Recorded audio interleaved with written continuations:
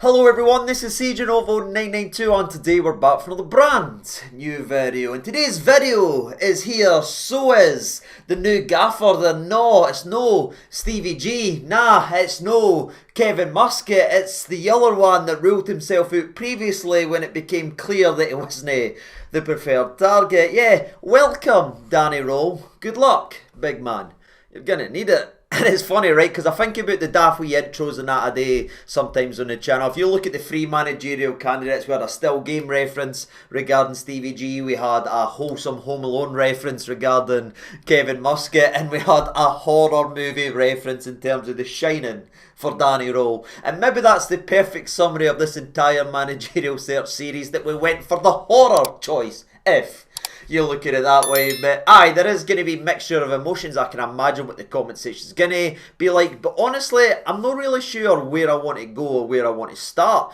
today's video off, right? Because there is clearly a lot of frustration, there's a lot of embarrassment by the way the club's been running right now, both on and off the park. I mean, if you watch yesterday's late upload, for instance, you saw a lot of that embarrassment, you saw a lot of that fear, you also saw a lot of that frustration about what the hell's happening to this football club. We discussed it on about a 15-minute video, right? And we are tilted, if you want to go ahead and say that, but say at the same time, as frustrated and annoyed as we are as a fan base, for me it's not quite right to take all that and just dump it right at the feet of Danny and pull him down to the crap pile and the dump pile as well. And that's what I'm going to try and do in today's video. I'm going to try and balance. Yes, there is frustrations towards Danny himself, and yes, we will talk about that in today's video, but it's not all Danny's fault, as he wasn't the one that blew the negotiations with the two other preferred candidates. That wasn't him. He wasn't the one that wasted millions and millions of pounds on guys that looks like scams. Ladies and gentlemen, he's not the one that's ripped this squad apart and made us weak in several positions by no strength of it so he can sign pals for other clubs and bring in staff members. That wasn't him, ladies and gentlemen. And from the footballing perspective, he's not the guy that's led us to 6th in the table, that saw some of the worst performances we've seen at Ibrox, where we've dropped points here, there and everywhere, and even been embarrassed in the European stage. That's been nothing today with him. What we're here to talk about today is the guy that's now been brought in to get chucked right into the firing line and is suddenly the new fall guy in case it all goes wrong, and the people that's been failing the club all summer continues to fail it. Well, they've got their new patsy, and for me, that's not right. So what I'm going to try and do in today's video is not only balance out how I'm feeling about the football club and this appointment, but also break down this video fairly so each and every single person sees a wee bit of everything in today's video. We're going to break it down into 3 different categories: the good, the bad and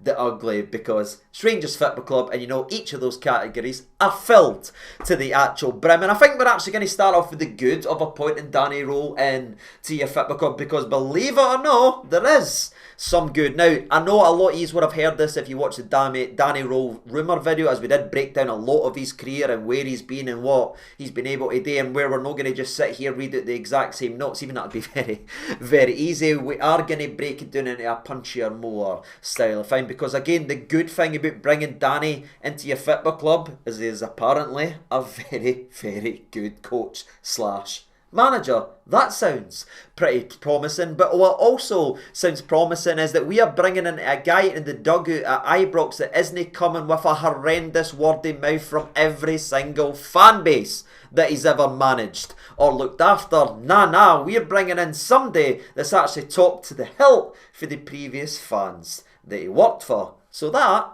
is a bit different for the last time. And where that is a boost, and where that is at least something you can start to climb onto, something else you can look at from the positive point of view is what also some of his former players have to say about him. And there's obviously executives and other people that's worked with him that talk him up, you know what I mean, and speak very highly of him. But when you look at the players, and not necessarily the cheerleaders you're probably expecting to talk up a potential Rangers managerial appointment, you're talking about guys that didn't support Rangers and didn't really like Rangers. I like to say Barry Bannon, for instance, about as Celtic as they come.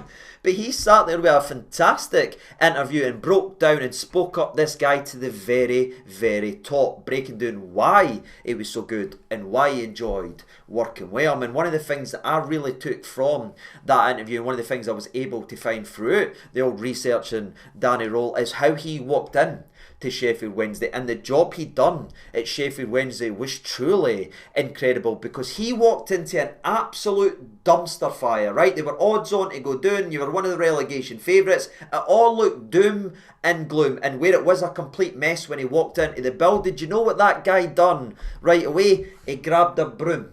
Ladies and gentlemen, he didn't walk in and create more of a mess, because he's like, right lads, this is how we are going to play. I don't care what your strengths are, I don't care what your reason, we are going to do this, I'm in charge, this is all about me. He never done any of that. He started tidying up, he looked at what he had in terms of the squad and where it wouldn't be his preferred style he play. He noticed what they were good at and what they were bad at, and that's where he put his tactics and style of play and, dare I say, philosophy into. He enhanced what they were good at and tried to protect / improve what they were bad at. You know, actually being a good manager.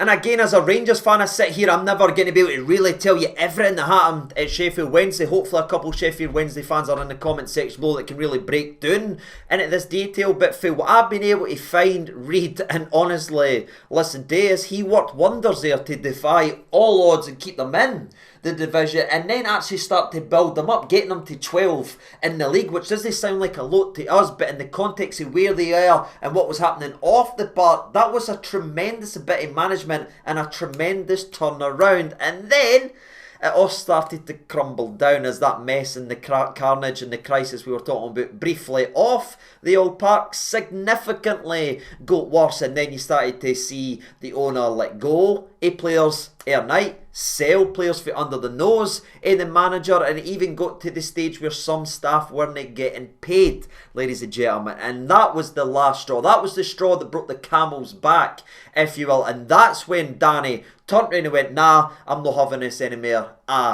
I'm out. We haven't brought in a guy that was sacked for the championship for the middle of the road or doing bang average or doing poorly. We're bringing in a guy that almost turned water into wine given the scenario he was put in. And when he did find out that his own staff wasn't getting paid and the carnage that truly was happening off the park was getting worse and worse and worse, he just removed himself from the situation, as he didn't want to be anywhere near it. So I know this is going to sound a bit redundant and a bit stupid, but the good and the positive regarding Danny Rohl as a head coach / manager is he's apparently very good at being a head coach / manager, ladies and gentlemen. And again, the job that he done and the way the fans speak about him and the players speak about him, former players and obviously people that's worked with him from behind the scenes, it is 99.9% positive. And I think if this was any other time period and any other run, and we get attached to somebody like this with a word of mouth like this, and there isn't those clear warning signs screening, didn't he bring this guy in, didn't he bring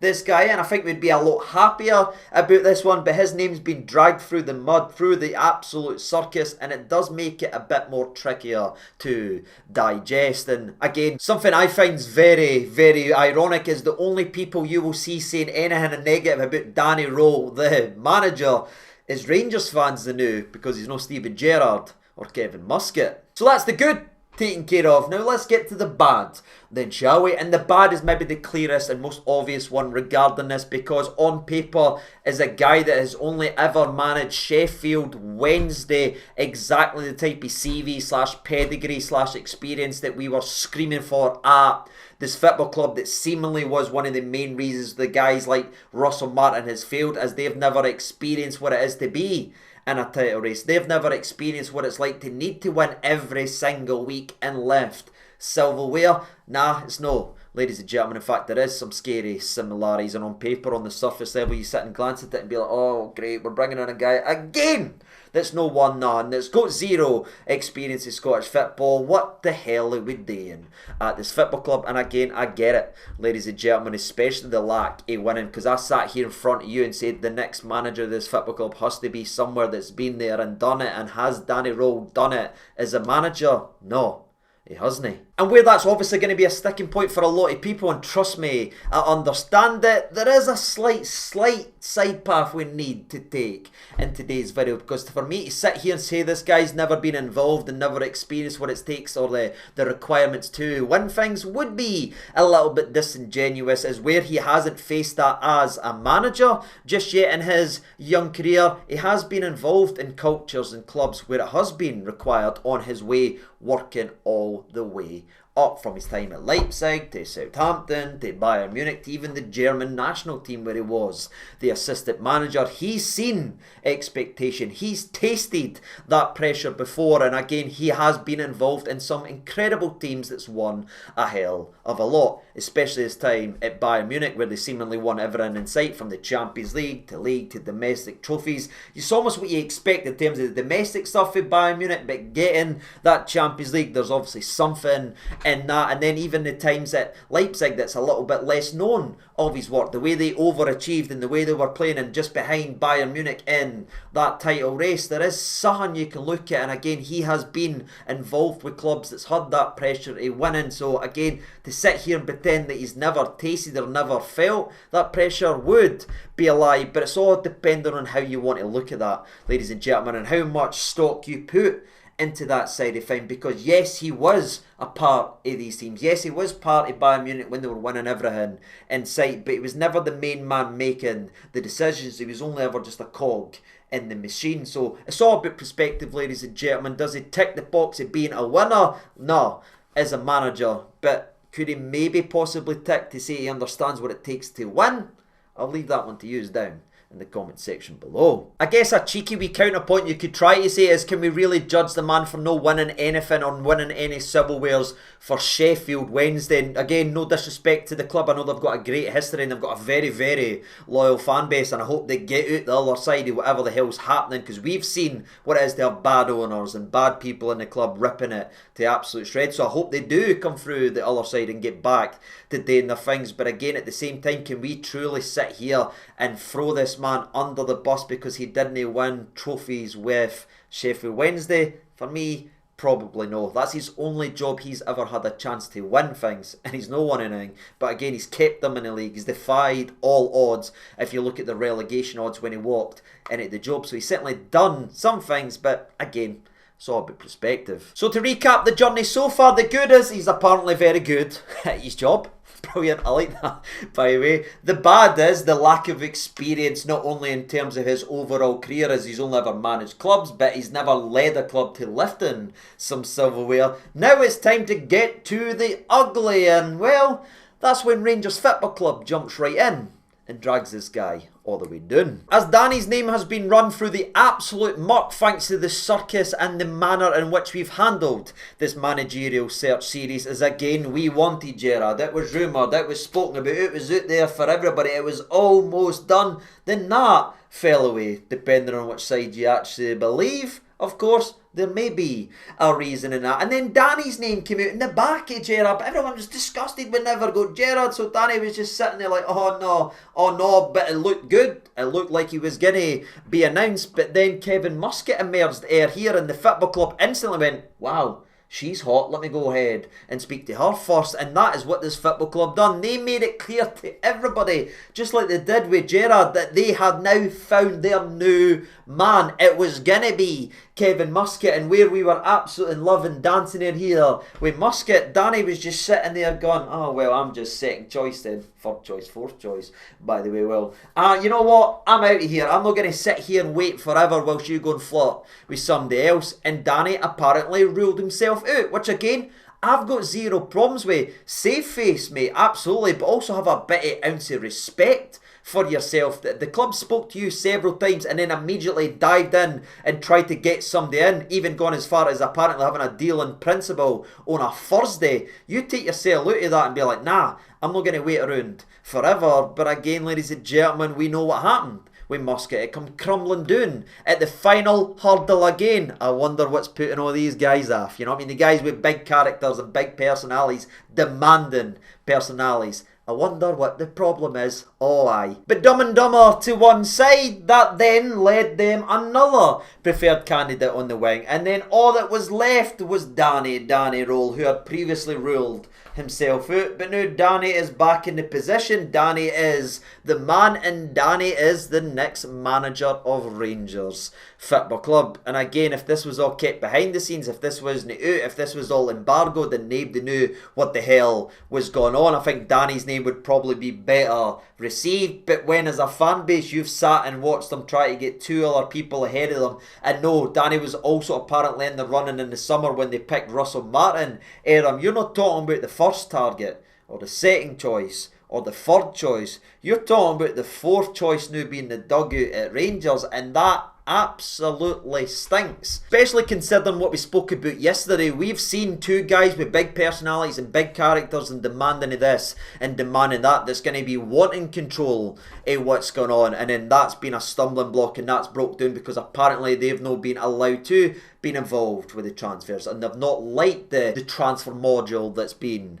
put in place. And then you sit and see a guy suddenly emerge into that role, and what's your first instinct? Well, there I've got their yes man then. There's somebody that's willing to take the slot. There's someone that's willing to take the crap that's getting offered by this club that wasn't good enough for Gerrard and wasn't good enough for Muscat, seemingly good enough for Rohl. So does that make Rohl good enough for us? It's a very, very vicious cycle, and I imagine that's what's all of our minds, because that scepticism is now there because the way the club is being run, the lack of trust I have for those that are in big positions at this football club is non-existent now, because all they have done since they've came into the job is give me reasons not to trust them and again. They've broke the trust too many times. They've made too many baffling decisions. So there is a part of me, despite me knowing Danny Rohl is a good manager, a part of me still thinking, being like, oh well, nothing skinny change. Is Farewell still running the show? He's picking the players, he's signing the players, and all we've got right now is a guy to stand there and take Kevin's toys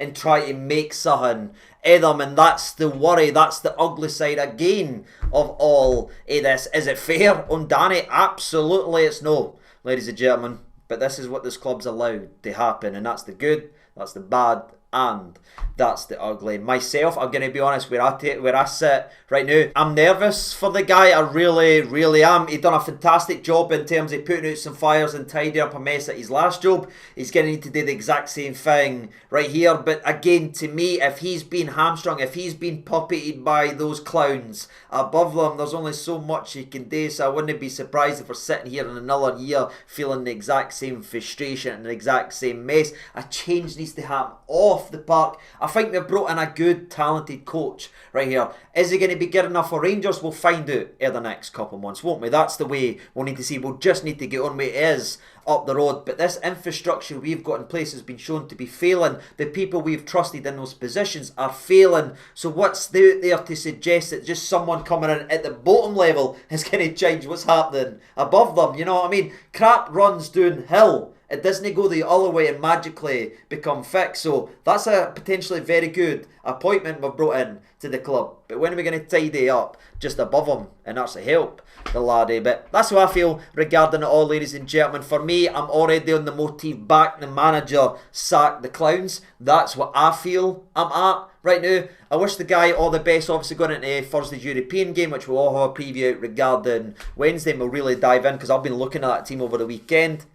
It's going to be an interesting one, but again, maybe gone there, maybe it would get some, might settle some nerves, and I'm very interested to see what happens regarding Danny. But again, I've tried to cover everything. Sorry if I've missed something or I've skipped over something. I've tried to address the off-the-field stuff, the on-the-field stuff, the good things, and everything in between. You can let me know what you thought of this video, but also more importantly, let me know how you feel about Danny Rohl. Is there something you can see, or is the managerial position at Rangers Football Club too puppeted by people that's never going to bring success to this club? So is there another Patsy? Is there another fall guy? Is this who we're bringing in right here whilst other people play football manager above them? I'm very interested to see how you're feeling about this one, where I'm going to fire it out to you and let me know how you're feeling down in the comments section below. As always, I've been Sieging Over 92. I'll see you Wednesday for the European preview video. Take care of yourselves, all the best, and Danny, honestly mate, best of luck. Hopefully you absolutely kill it. Again, all the best and bye bye.